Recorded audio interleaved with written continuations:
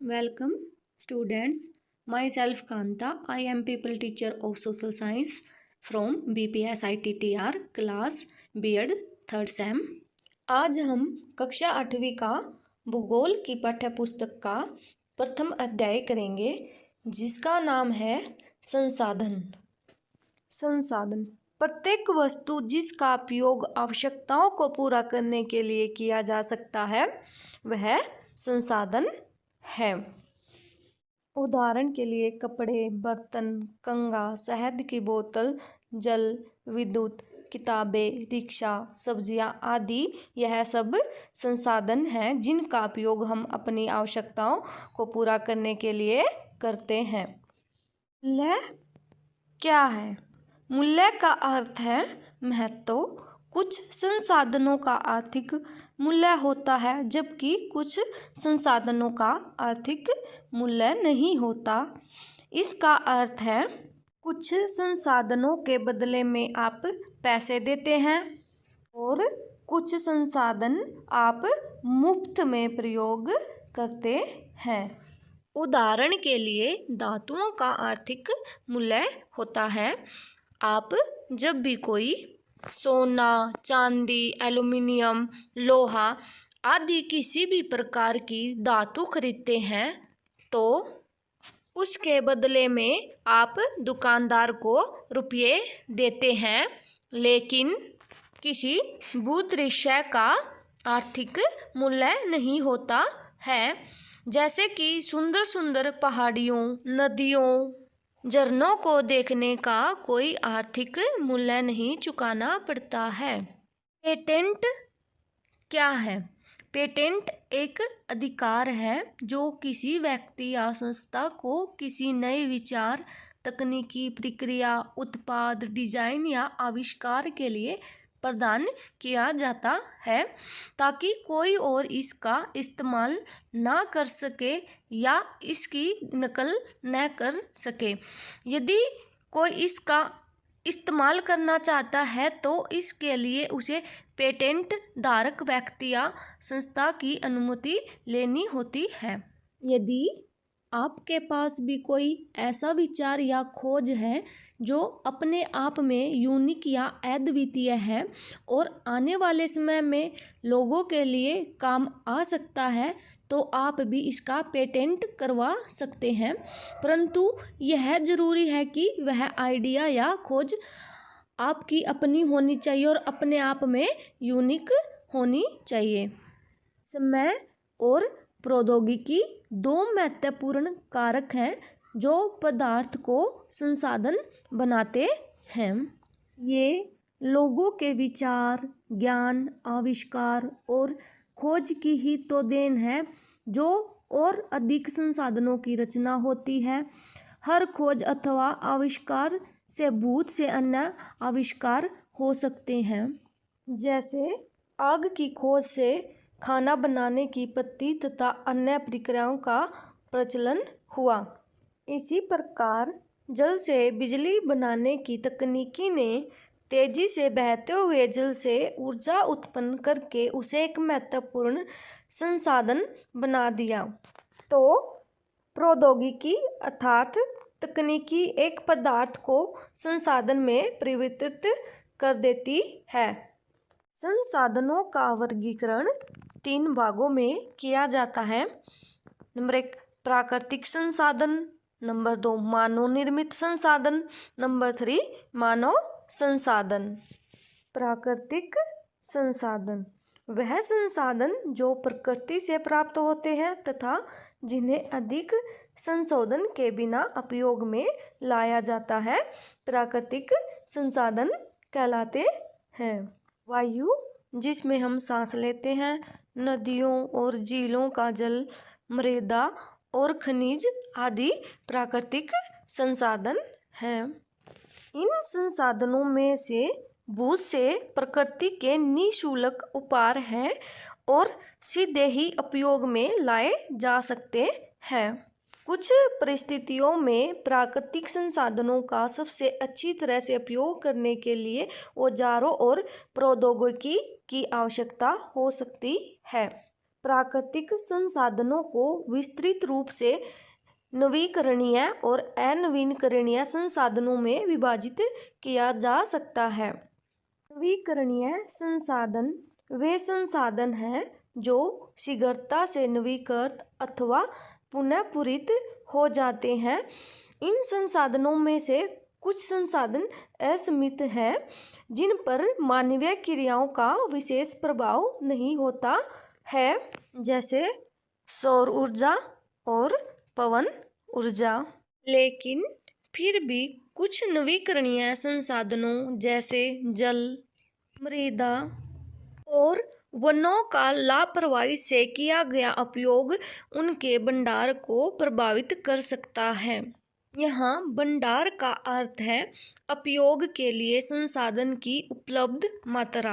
यदि देखा जाए तो जल असीमित नवीकरणीय संसाधन प्रतीत होता है, लेकिन फिर भी जल की कमी और प्राकृतिक जल स्रोतों का सूखना आज विश्व के बहुत से भागों में एक बड़ी समस्या है। क्या आप बता सकते हैं ऐसा क्यों है? अनवीकरणीय संसाधन वे संसाधन हैं जिनका भंडार सीमित है। भंडार के एक बार समाप्त होने के बाद उनके नवीकृत अथवा पुनः पूरित होने में हजारों वर्ष लग सकते हैं। यह अवधि मानव जीवन की अवधि से बहुत अधिक है। कोयला, पेट्रोलियम तथा प्राकृतिक गैस अनवीकरणीय संसाधनों के कुछ उदाहरण हैं। प्राकृतिक संसाधनों का वितरण भूभाग, जलवायु, ऊंचाई जैसे अनेक भौतिक कारकों पर निर्भर करता है। अब बात करेंगे मानव निर्मित संसाधन। कभी कभी प्राकृतिक पदार्थ तब संसाधन बन जाते हैं जब उनका मूल रूप बदल दिया जाता है। लोहा अयस्क तब तक संसाधन नहीं था जब तक लोगों ने उससे लोहा बनाना नहीं सीखा था। इसी प्रकार पुल, सड़कें, मशीनें, रेलवे लाइन, वाहन आदि मानव निर्मित संसाधन है। तो मानव निर्मित संसाधन क्या है? वह सभी संसाधन जो प्राकृतिक संसाधनों का उपयोग करके मानव द्वारा बनाए जाते हैं मानव निर्मित संसाधन कहलाते हैं। सोचिए, यदि मानव न होता तो क्या विकास के जिस स्तर पर हम आज हैं उन्हें प्राप्त कर पाते? नहीं, क्योंकि मानव ने ही प्राकृतिक उपहारों का उपयोग करके ही मानवता का विकास किया है। तो मानव स्वयं भी एक महत्वपूर्ण संसाधन है। मानव संसाधन से तात्पर्य लोगों की संख्या और योग्यता से है। यद्यपि मानव को संसाधन मानने के संदर्भ में लोगों में मतभेद है, परंतु इतना होते हुए भी इस बात से इनकार नहीं किया जा सकता कि मूलतः मानव की कुशलताएं भौतिक पदार्थों को मूल्यवान संसाधन बनाने में सहायता करती है। संसाधन बनाने के लिए प्रकृति का सबसे अच्छा उपयोग मानव तभी कर सकते हैं जब उनके पास ऐसा करने का ज्ञान, कौशल तथा प्रौद्योगिकी उपलब्ध हो। मनुष्य एक विशिष्ट प्रकार का संसाधन है। शिक्षा और स्वास्थ्य लोगों को बहुमूल्य संसाधन बनाने में मदद करते हैं। अधिक संसाधनों के निर्माण में समर्थ होने के लिए लोगों के कौशल में सुधार करना मानव संसाधन विकास कहलाता है। कौशल विकास क्या है? इसका अर्थ है कि जिस काम को आप अच्छी तरह कर सकते हैं उसी कला को और विकसित करें। इन चित्रों को देखिए, कोई कंप्यूटर पर काम कर रहा है, कोई मूर्तिकार है, कोई पुल बना रहा है। तो कुर्सी बनाना, मूर्ति बनाना, कंप्यूटर पर काम करना, यह सब कौशल है। संसाधन संरक्षण।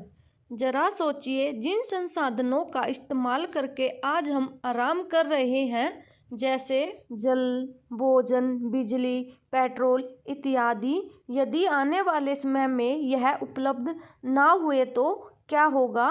निश्चित ही बहुत मुश्किलें आएंगी।